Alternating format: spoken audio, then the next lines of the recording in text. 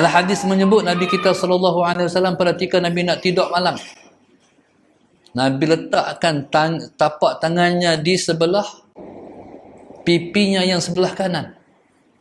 Allahumma salli ala sayyidina Muhammad. Tuan-tuan, pada saat itu Nabi tak lupa pada kita. Nabi teringat kepada umatnya. Bahkan Nabi sebut dalam hadis, "Lau ta'lamuna ma a'lamu la dhahiktum qalilan wa la bakaitum katsira." Allahumma shalli ala sayyidina Muhammad. Kalau kamu tahu apa yang ku tahu, kamu akan sedikit ketawa, kamu akan banyak menangis. Nabi tahu apa yang berlaku hai kita. Kita yang tak tahu apa yang akan berlaku pada kita.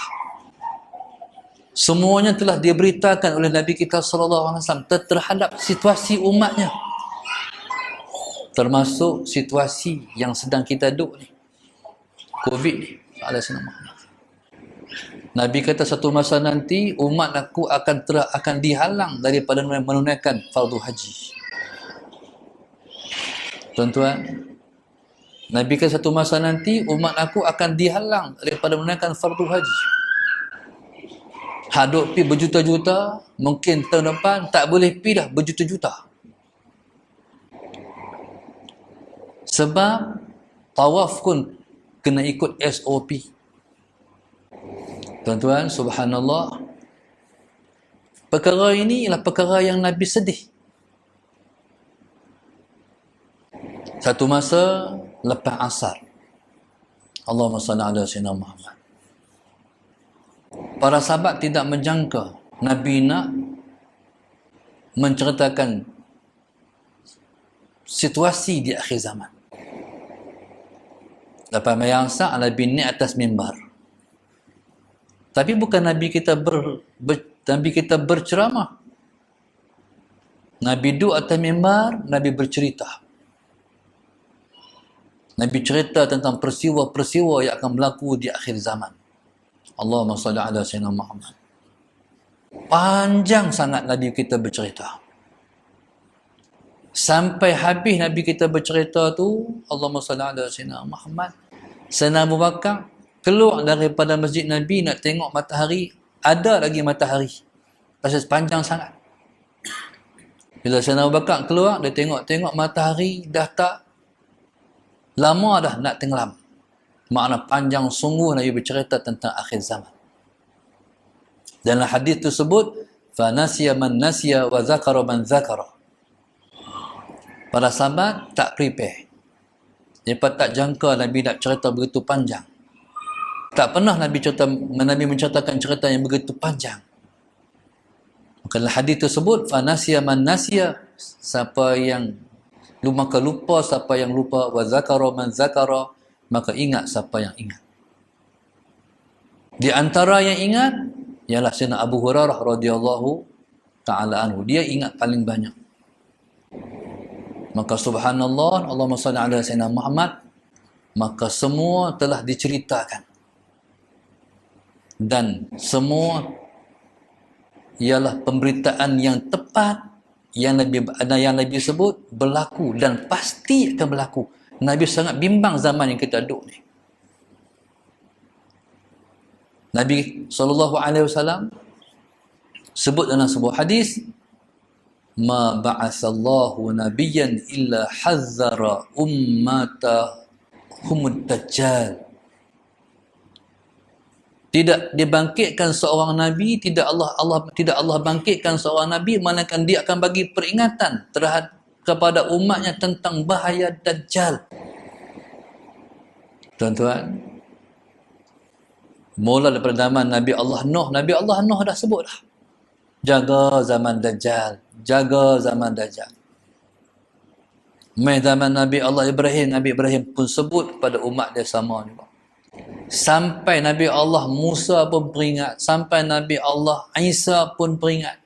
Allahumma salli ala sayyidina Muhammad, tapi dajjal masih belum keluar. Dan Nabi kita pasti, Nabi dah mengatakan dengan pasti dajjal itu akan jadi ujian kepada umatnya. Sallallahu alaihi Muhammad. Tidak ada manusia yang keluar, tidak ada zaman yang mengeluarkan manusia daripada Islam paling banyak melainkan zaman Dajjal. Tu nak abang tuan. Tidak ada sejarah orang murtad sebegitu besar dan perdana melainkan zaman Dajjal laknatullahi alaihi.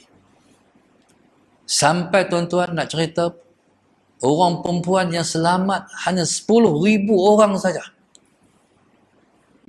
Bukan satu Malaysia, satu alam. Satu dunia ni yang tidak murtad hanya 10,000 orang saja. Mana sikit sangat. Maka sebab itu Nabi kita SAW sebut, jangan tinggal membaca doa selamat daripada Masihid Dajjal sebelum memberi salam. Allahumma salli ala sayyidina Muhammad. Dan Nabi kita SAW meninggalkan satu pedoman. Siapa-siapa, Allahumma salli ala sayyidina Muhammad, yang menghafaz 10 ayat yang pertama daripada suratul Kahfi, dia akan selamat di zaman Dajjal. Berarti dia tidak akan kufur, dia tak murtad di zaman Dajjal. Kalau tak hafal 10 ayat yang pertama daripada surah Kahfi, baca 10 ayat yang terakhir daripada suratul Kahfi. Siapa yang alert dan prihatin perkara ni? Allahumma salli ala sayyidina. Siapa yang telah hafal 10 ayat yang pertama daripada suratul Kahfi? Tak mau tanya soalan Sayyidina Muhammad. Sebab lagi ramai yang tak angkat tangan. Ni hak main masjid, no? Hak duduk di kedai kopi, hak duduk di restoran, hak duduk di mana, dia pernah apa kah? Orang mengaji pun tak apa. Makna apa? Susah nak selamat zaman Dajjal laknatullahi alaihi. Tak mampu. Macam kita duduk hari ni, kita tak mampu. Soalan Sayyidina. Walaupun kita tahu,